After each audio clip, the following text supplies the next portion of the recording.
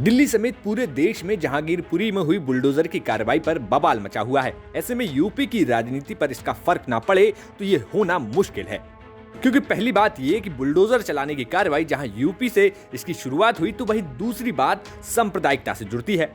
तो इसी बात पर आज शुक्रवार को सपा का एक प्रतिनिधि मंडल दिल्ली के जहांगीरपुरी पहुंचा, जिसमें समाजवादी पार्टी की तरफ से सांसद शफीकुर रहमान बर्क, सांसद एसटी हसन, राज्यसभा सांसद विशंबर प्रसाद निषाद, पूर्व सांसद जावेद अली खान के साथ ही पूर्व सांसद रवि प्रकाश शर्मा मौके पर पहुंचे।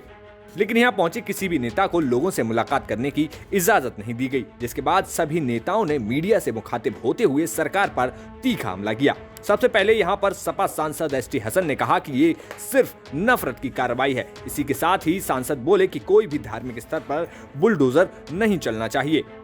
कि जुल्म किस नौइयत का हुआ है इन गरीबों के ऊपर, जबकि रोक लगी हुई है, पार्लियामेंट से बिल पास हो चुका है। जिस वक्त सीलिंग हो रही थी, आपको ध्यान होगा बिल पास हुआ था, उसके बावजूद ये इस तरह से कार्रवाई की गई। ये सिर्फ नफरतों की कार्रवाई हुई है।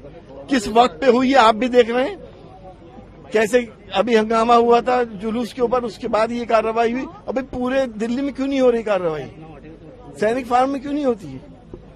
और बहुत सी जगह मुझसे ज्यादा आप जानते हो। सरकार से क्या कहेंगे सर? सरकार क्या कहेंगे? अवैध अतिक्रमण था ये तो पूरी दिल्ली में बहुत है अवैध अतिक्रमण, सिर्फ यहीं पे नहीं है। सिर्फ इसे क्यों टारगेट करा जा रहा है? सरकार से क्या मांग करेंगे? अतिक्रमण ठेले भी करते हैं क्या? मैं मेयर रह चुका हूँ, मुझे मालूम है।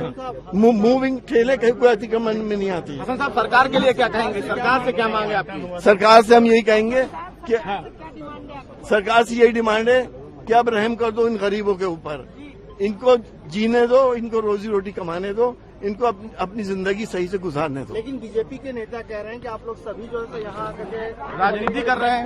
राजनीति, ये बुलडोजर राजनीति हो रही है, हम नहीं कर रहे राजनीति।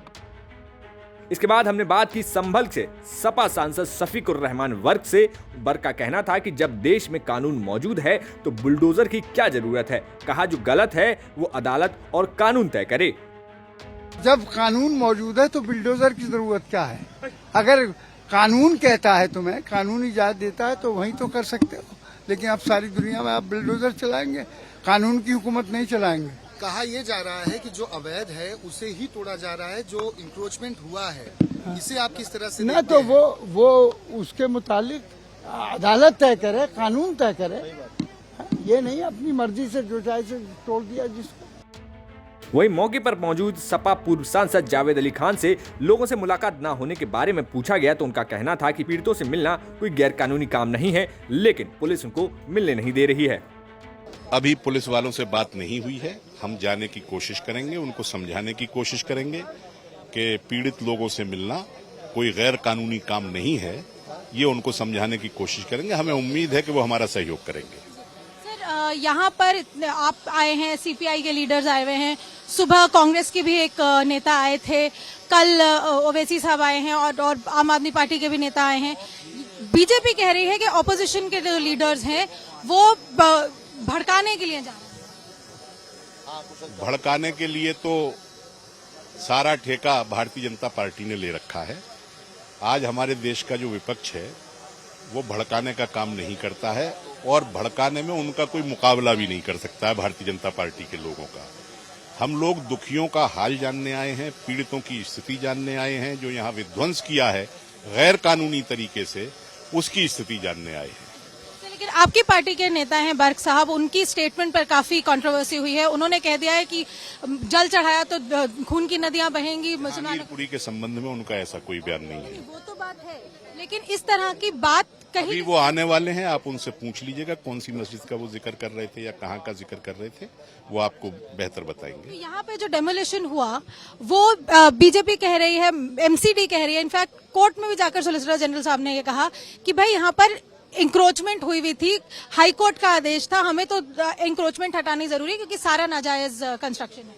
उसको क्या कहेंगे? उनके जवाब में जो वकील दवे साहब थे वहां, उन्होंने एक पत्र कोर्ट में पेश किया जो इसमें भारतीय जनता पार्टी के प्रदेश अध्यक्ष की तरफ से एमसीडी को निर्देशित किया गया था कि तत्काल ये कार्रवाई की जाए, और उसके आधार पर कार्रवाई हुई है। वो उनका बहाना था। अगर वो बहाना उनका कोर्ट को सही नहीं लगता तो फिर 15 दिन का स्टे कोर्ट नहीं करता, उसी वक्त जो है अपने ऑर्डर को वापस ले लेता।